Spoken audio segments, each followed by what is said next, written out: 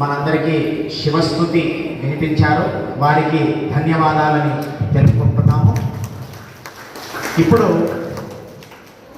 ఈ కార్యక్రమము ముఖ్య ఉద్దేశ్యం లోక కళ్యాణార్థము మరియు వీరశైవ ధర్మ ప్రచారము అంతటా ప్రసారము జరగాలని మన కాశీ జగద్గురు మహాస్వాముల వారు శ్రీమద్ కాశీ జగద్గురు చంద్రశేఖర శివాచార్య మహాస్వాముల వారు మన కోయంబత్తూరు ఇక్కడ నగరంలో విచ్చేశారు.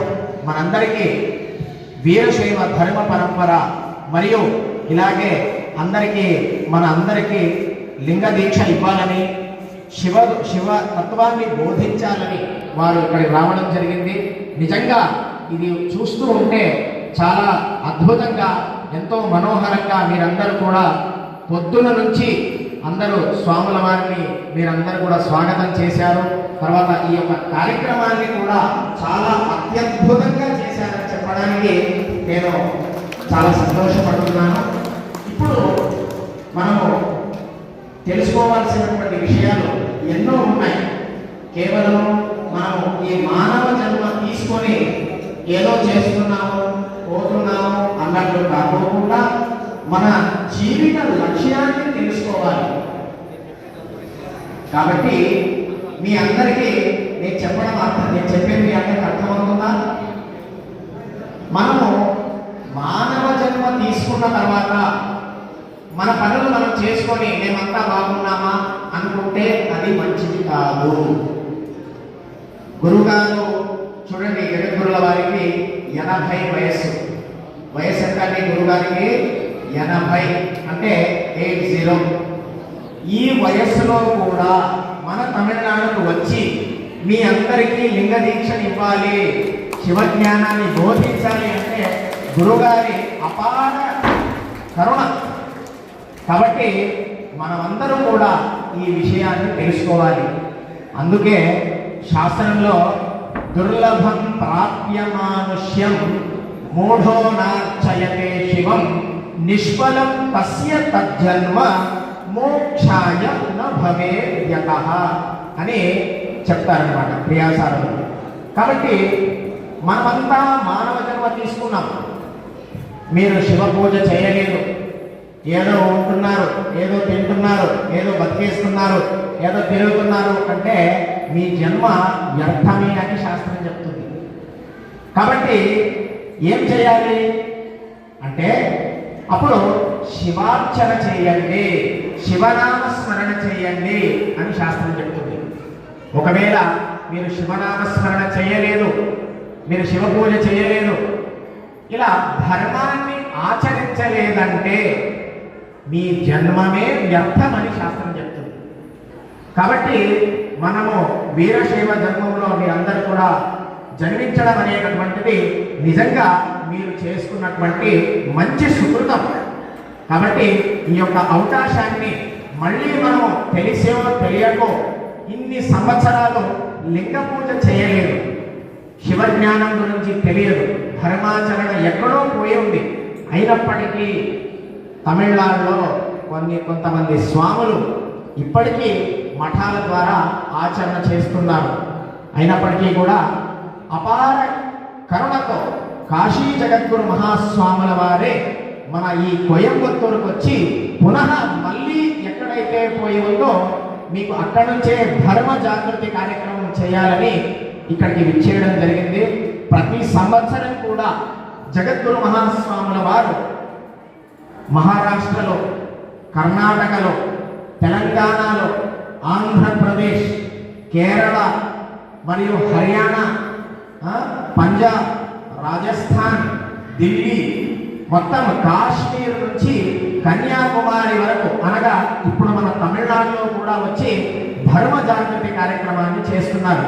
కాబట్టి మీరందరూ కూడా ఈ యొక్క అవకాశాన్ని సద్వినియోగం చేసుకున్నారని మళ్ళీ ఒకసారి చెప్తూ ఈ కార్యక్రమాన్ని ఆయోజనం చేసినటువంటి మన వీరశైవ ఐక్యతా పరిషత్ సమస్త కార్యవర్గ సిబ్బందులందరికీ కూడా నేను మళ్ళీ ఒకసారి ధన్యవాదాలు తెలియజేస్తున్నాను.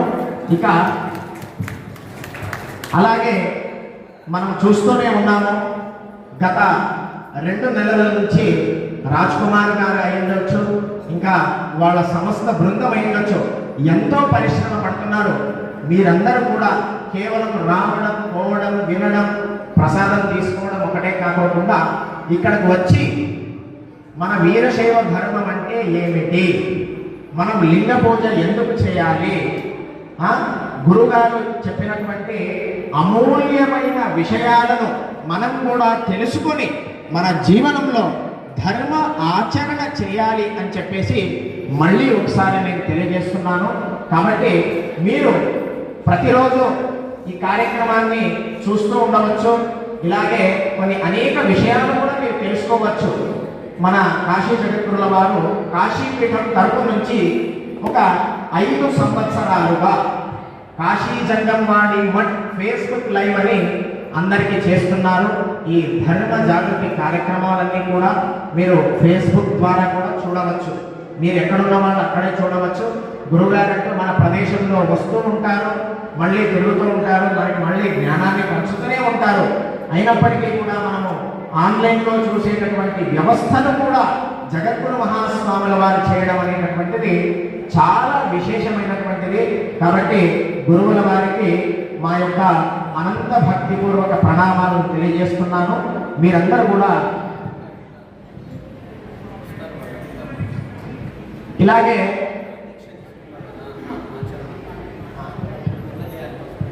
చూడండి, ఈరోజు విశేష ఆహ్వానంతో పాటు గురువుగారికి అనేక విధాల ద్రవ్యాలతో అభిషేకం చేసుకున్నారు ఇష్టలింగానికి.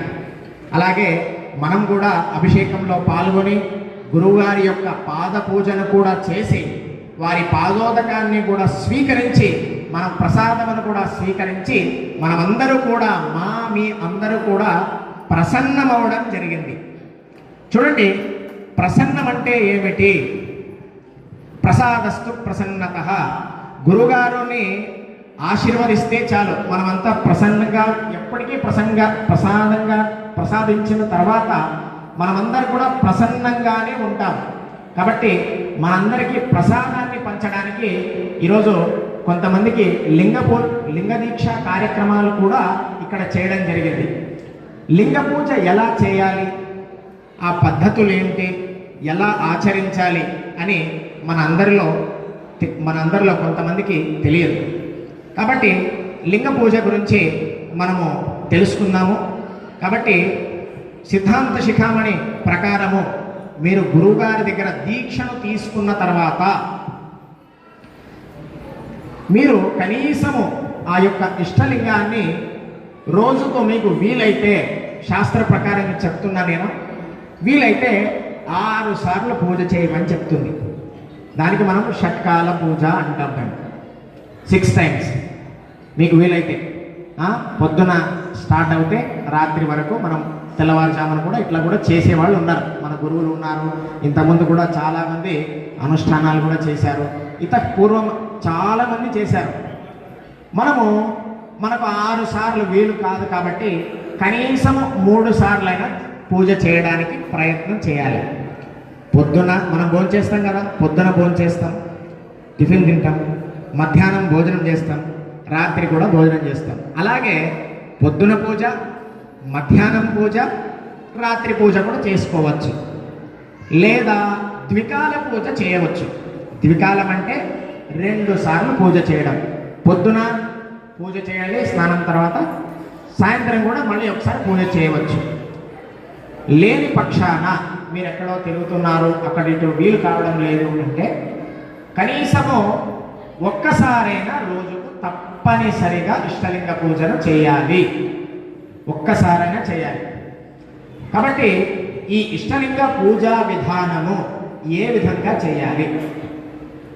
మొదటగా మీరు స్నానం చేసిన తర్వాత పూజా గదిలో ప్రవేశమయ్యి అక్కడ కూర్చొని అందరికీ కూడా నమస్కారం చేసుకొని, అంటే మీ గురువులకు ఎవరైతే మీకు లింగ దీక్షనిచ్చారో ఆ గురువును, మీ గోత్రం ఏదైతే ఉందో ఆ గోత్ర పురుషుడిని నమస్కారం చేసుకొని భస్మధారణ చేసుకోవాలి 15 చోట్ల. ఎన్నిసార్లు చేయాలండి? 15 చోట్ల భస్మధారణ చేయాలి. 15 ప్లేసెస్.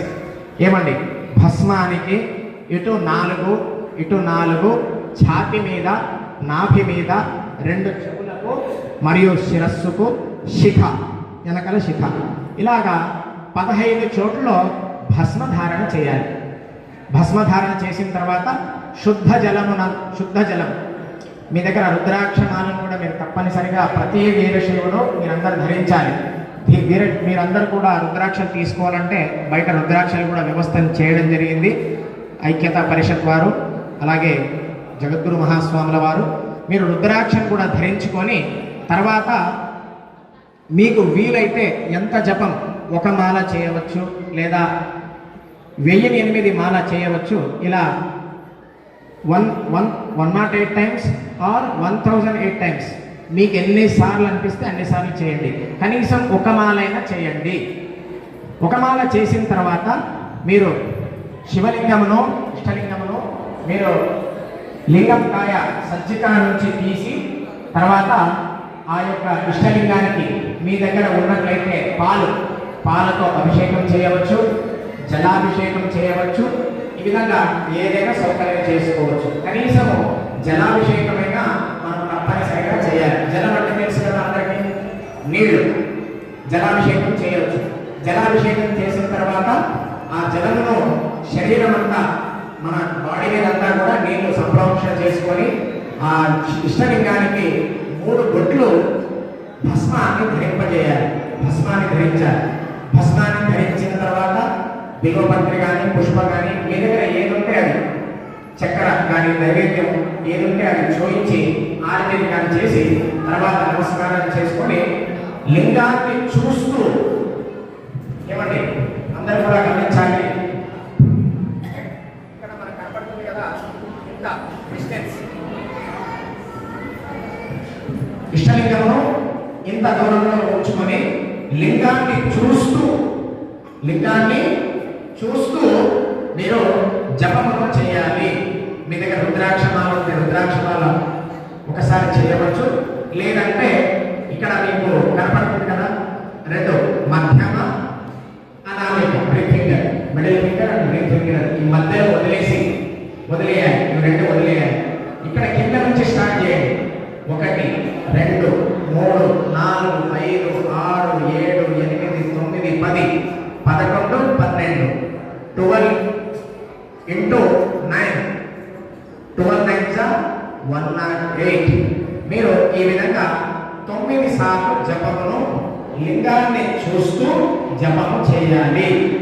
ఈ విధంగా జపం చేసిన తర్వాత నమస్కారం చేసుకొని ఒక చిన్న జలము తీసుకొని ఓం నమః శివాయ, ఓం నమః శివాయ, ఓం నమః శివాయ అని 3 సార్లు తీర్థం మాదిరిగా జలము వేయాలి. అంటే ఇక్కడ గురు పాదోదకము, లింగ పాదోదకము, జంగమ పాదోదకము మీరై. ఇప్పుడు చూడండి, జగద్గురుల వారు మనకు అందరూ నుంచి ఈరోజు ఇక్కడికి వచ్చారు. రోజు మనకి గురు పాదోదకం దొరుకుతుందా? ఇదంతా మనం తీసుకున్నాం కదా తీర్థం. రోజు మనకి గురుగారి పాదోదకం దొరుకుతుందా? దొరకదు. గురుగారి తీర్థం దొరుకుతుందా? దొరకదు. లింగ పాదోదకం మనకు దొరుకుతుంది. లింగం ఇక్కడే ఉంటుంది కాబట్టి లింగ పాదోదకం మనకు దొరుకుతుంది. జంగమ పాదోదకం కూడా మనకి, మనం జంగమది అయినప్పటికీ రోజు తీసుకోవడానికి అవుతుందా అంటే వీలు కాదు. కాబట్టి 3 సార్లు గురు పాదోదకము, లింగ పాదోదకము, జంగమ పాదోదకం అని భావించి అలా 3 సార్లు వాటిని ఓం నమః శివాయ అని చెప్తూ మీరు లింగమును పైన వచ్చి లింగ తీర్థములో ఆ తీర్థము అక్కడ ఇక్కడ ఎక్కడ కింద పడకూడదు.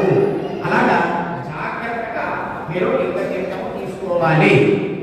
లింగం తీర్థం తీసుకున్న తర్వాత ఆ తీసుకున్న ఏదైతే నీళ్లు ఉంటాయి, ఇక్కడ జలం తీర్థం ఉంటుందో అది శరీరానికి ఈ విధంగా పూసుకోవాలి. లింగ తీర్థం పూసుకున్న తర్వాత మళ్ళీ ఆ ఇష్టలింగములకు భస్మము, వీలైతే బిల్వపత్రి, పుష్పము ఏది ఉంటే మీ దగ్గర అలా మళ్ళీ ఒకసారి పూజ చేసి తర్వాత మళ్ళీ ఒకసారి దృష్టిని ఉంచి తర్వాత మళ్ళీ లాస్ట్లో ఒక్కసారి చేస్తే చాలు. ఏమండి 12 సార్లు ఒక ఆవృత్తము చేస్తే చాలు. ఈ విధంగా చేసి తర్వాత నమస్కారం చేసుకొని యథావిధిగా మళ్ళీ మీరు లింగంకాయ అనగా సజ్జికలో మీరు పెట్టేయాలి. ఈ విధంగా మీరు తప్పనిసరిగా కనీసము రోజులో ఒక్కసారైనా చేయాలి. కాబట్టి ఇదంతా ఎందుకు చేయాలి? ప్రశ్న. గురువుగారు వచ్చారు, మనందరికీ లింగ దీక్ష చేశారు, ఇదంతా ఎందుకు చేయాలి అంటే మన ఇంతకుముందే చెప్పాం కదండి, మనము మానవ జన్మ తీసుకున్న తర్వాత తప్పనిసరిగా శివలింగార్చన చేయాలి. అందులో అనేక అర్చనలు ఉన్నాయి. చూడండి, బయట దేవతారాధన ఉన్నది, గుళ్ళో వెళ్ళి మనం పూజలు చేసుకోవచ్చు, మందిరం వెళ్ళి అభిషేకం చేయవచ్చు, రోజు వెళ్ళి చేయడానికి ఉందా? మనం వెళ్ళినప్పుడు భగవంతుడు మన కోసం రోజు గుడి ఓపెన్ చేస్తారా? చేయరు. రాత్రి 12 గంటలకు మనం పూజ చేయాలంటే అవుతుందా? వీలు కాదు. వాళ్ళంతా కూడా డోర్ ముచ్చేస్తారు. కానీ ఇక్కడ వీరశైవ ధర్మంలో ఎంత మనకు సౌలభ్యం ఉంది చూడండి, మనకి ఎంత అదృష్టం భాగ్యం కలిగి ఉంది చూడండి. మీకు ఎప్పుడు అనిపిస్తే అప్పుడే ఇక్కడే మీకు ఇష్టలింగంలోనే పరమాత్ముడు మీకు ముందే దర్శనమిచ్చి మీరు పూజా కైంకర్యములు చేయగల ఒక శక్తిని, ఒక సౌభాగ్యాన్ని మన అందరికీ కల్పించారు. అందులో విశేషంగా మన దుఃఖములన్నీ నివారణ అవుతాయి. మనకు ఏమి ఇబ్బంది వచ్చినా, మనకు ఏమి వచ్చినప్పటికీ కూడా మనకు అన్ని దోషములు వెళ్ళి మనకు పరమాత్మ ప్రాప్తి చెందుతాడు. మనమే ఒకరోజు శివుడు అవ్వడానికి అర్హత కలిగినటువంటి విశేష ఏదైతే ఒక స్థానం ఉందంటే అది కేవలం వీరశైవంలోనే ఉంది. కాబట్టి ఇష్టాలింగం, ఇష్టార్థములు అన్ని మీకు ఏమి కావాలన్నా కూడా మీరు ఇష్టలింగానికి శ్రద్ధగా భక్తిగా మీరు పూజ చేయండి. తప్పనిసరిగా మీకు ఏమి కావాలో అదన్నీ కూడా మీకు దొరుకుతాయని మళ్ళీ ఒకసారి చెప్తున్నాను. కాబట్టి ఈ యొక్క గొప్ప అవకాశాన్ని మీరు పొంది దినదిన ప్రవర్తమానంగా మీరు శివుడయ్యే అవకాశము ఇందులో మీరు చూడవచ్చు. అలాగే ఈ ఇష్టలింగం అనేటటువంటిది ఏదో మీరు సామాన్యంగా చేస్తున్నాము, ఇంత చిన్నగా ఉన్నది, దేవుడు ఇక్కడ ఉంటాడా అని అనుకోవచ్చు. కాబట్టి శాస్త్రం ఏం చెప్తుంది అంటే ఆపాతాళస్థలాంత భవన, పరమాత్ముడు ఎక్కడెక్కడ ఉన్నాడు? కేవలం దేవాలయంలోనే ఉన్నాడా? కేవలం మన ఇంట్లోనే ఉన్నాడా అంటే కాదు. శివుడు సర్వాంతర్యామి, అన్ని చోట్ల ఉన్నాడు. చూడండి, 14 భువన బ్రహ్మాండాల్లో ఉన్నాడు. భూలోక, భువనలోక, సువర్లోక, మహోలోక, జనోలోక, తపోలోక, సత్యలోక, ఇట్లా పైన 7 లోకాల్లో ఉన్నాడు. కింద అతల, వితల, సుతల, తలాతల, రసాతల, మహాతల, పాతాళ, ఇలాగా కింద 7 లోకాల్లో, పైన 7 లోకాల్లో సమస్తము తానే. కాబట్టి అంత సమస్త ప్రపంచమంతా ఉన్నప్పుడు మన ఇష్టలింగంలో ఎందుకు లేడు? కాబట్టి శివుడు ఉన్నాడు. మీరు భక్తిగా నమ్మి భక్తి శ్రద్ధలతో మీరు ఎప్పుడైతే ఇష్టలింగ పూజ చేస్తారో అప్పుడే మీకు ఫలితాన్ని మీరు తప్పకుండా పొందుతారని నేను మళ్ళీ ఒకసారి కూడా అందరికీ తెలియజేస్తున్నాను. అలాగే ఇక ఈ అవకాశాన్ని ఇచ్చినటువంటి జగద్గురు మహాస్వాముల వారు వారి మా యొక్క పుష్పంలో జగద్గురు మహాస్వాముల వారి చరణాలకు సమర్పణ చేస్తూ ఓం శాంతి శాంతి శాంతి.